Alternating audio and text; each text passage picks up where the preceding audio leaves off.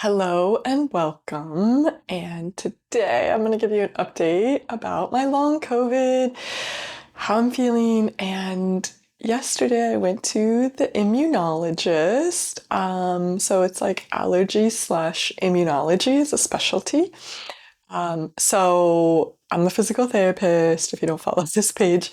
And a few months ago, I went to a educational course for physical therapists about long COVID. And one of the things they suggested is anyone with long COVID should work with an immunologist. They can help. So I decided to try it. I asked my doctor for a referral, and then I got sent to this allergist, immunologist. I don't know any allergy or immunologist. It's like kind of a very small specialty. But I was like, you know what? Let me just try it. It's probably 50-50 if they can help me or not, if they specialize in this. But I'm assuming they are the experts in the immune system, right? So I go to this appointment, kind of excited, kind of hopeful, kind of intrigued. And literally the doctor walks in, looks at my papers, and is like, I don't know why you're here. We only treat allergies. I think I'm still in shock from that. He listened to me for a few minutes, but he's like, yeah, we just treat allergies here. I don't know why you got sent here.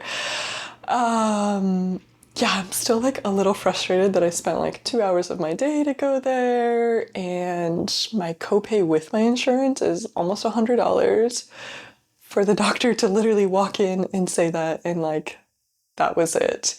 I knew it was going to be a gamble if they could help me or not, but I think I expected at least they're gonna give me some advice about my immune system, but nope. That was it.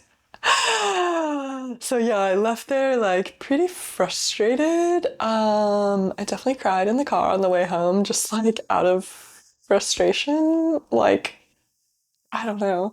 I feel like I'm trying to do the things that I've been told by other experts, this is what you should do, and then it's just sort of useless, a waste of time. Um, yeah, and I can afford it, but I would rather have spent that $100 on something else, right?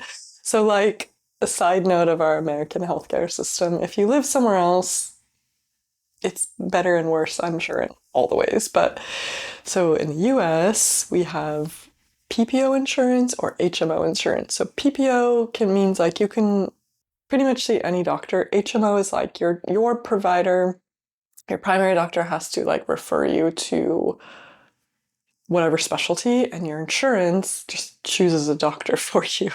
So I really had no say in this, right? So I used to always have PPO insurance because I'm I work in healthcare, I want PPO until a few years ago. So I own my own business, I pay for my own health insurance. It became more than $500 a month, and I was I think that's my cutoff. I'm healthy. I was healthy until this. I never just went to my annual checkups, and that was it. So I'm whatever, let me just change to HMO. It's cheaper, it's semi-affordable. If you live in the US, nothing is affordable in our healthcare system. So I have HMO insurance, right? And so I'm okay, I'm just gonna go where they send me. And not really thinking my copay for a specialist is $90, I think. And yeah, I was nothing lost, but I didn't. I think, yeah, I'm still in shock that he literally was just what are you doing here? I don't treat this. No, that's it. The one thing I will say, so two things. Number one, learn from my mistake. If you're going to see an immunologist, allergist, ask the front desk when you call, do they treat immunology stuff like long COVID, or do they just do allergies, right? Hindsight 2020, I should have asked, do they do this? But I just was okay, let me give it a shot, right? I literally didn't expect it to be this bad. Um, so I thought it would be somewhat, I would get something out of it. The one thing I got out of it, I will say.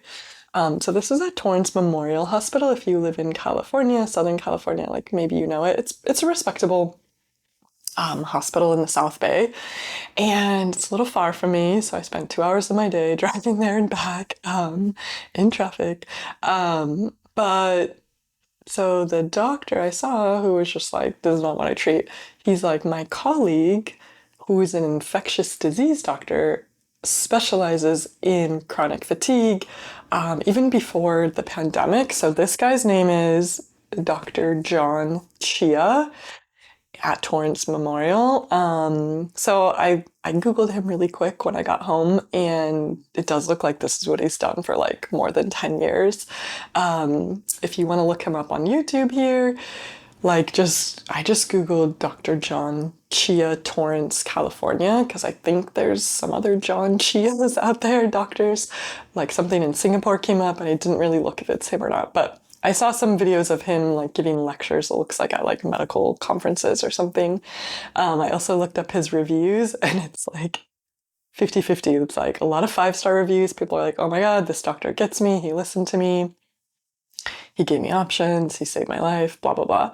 And then there's a bunch of 1-star reviews who are like, this doctor takes forever. He's arrogant. He has poor bedside manner. He just goes on about his own research, which I can imagine it's probably both. So right now at the moment, I'm kind of just burnt out on doctors, but I'm going to look into this guy. Also, the doctor I saw who did nothing, he's like, Dr. Chia, he has like probably a 2-year waiting list. So if you're in Southern California, maybe that's an option for you. I might call, maybe get on the list. But yeah, at the moment, I'm kind of like, literally all the doctors I've been to have been useless.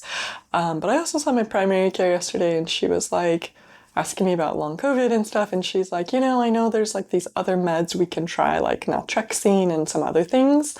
So she was actually willing to work with me. She's like, if you want to try it, like you have to know it's trial and error.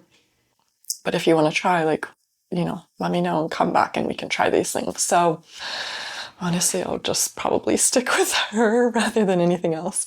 Oh my God. Like, yeah, still shocked about that appointment. Like, what a waste of my time and money.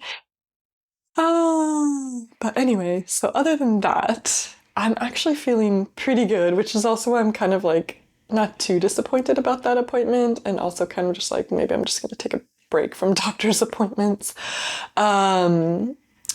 Yeah, so, but otherwise, yeah, I'm feeling much better. Like, I haven't had any spikes in my heart rate. When I exercise, I feel like normal tired afterwards, not like the chronic fatigue tired. Mostly I've been sleeping better through the night.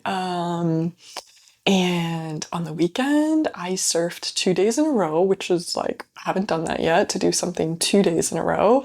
And, afterwards I was tired, but like more of a normal tired, and I kind of just like rested in the afternoon. But I still could do stuff later in the day. So yeah, my heart rate still gets really high with activities like going upstairs. It's like I feel it, and it kind of stays higher for longer, but it goes back to normal. I'm sleeping better. Yeah, I'm not getting spikes in my heart rate overnight. So ever since I did the nicotine patch the second time, which now I think it's been about 3 weeks, I think the nicotine patch plus 2 more weeks since I finished it, that I'm feeling pretty good. Again, I'm not like doing all the things that I want to do. Like I used to on the weekends, like surf in the morning and go to the beach in the afternoon, or surf and play volleyball. And I could do one activity a day, and not every single day. I'm still pretty tired by the end of the week. And definitely like still sleeping more, resting more than normal. But I also am doing more than I've done since I had COVID. So the nicotine patch, it's honestly the best thing that I've done. And I told my primary care doctor about it yesterday, and she was really intrigued. I showed her the research study. And she's like, oh, I'm going to look into this because I have other patients and I feel bad that I don't know what to do with them. So again, that's like the best I can hope for is, partly why I'm doing these videos is to help educate you, the public, and I want to educate my doctors too of like, this is what helped. There is a little bit of research. I wish there was more.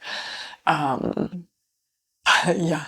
So anyway, my advice to you, maybe see an immunologist, but ask them if they treat this or if they just treat allergies. That is the lesson I learned the hard way. So anyway, thanks for being here. I would love to hear in the comments anything that like helped for you or any feel free to share your terrible medical experiences too. It's frustrating, the American healthcare system. And if you're somewhere else, I don't know, let us know if it's better or worse where you are. Okay, see you next time I have something to update you with.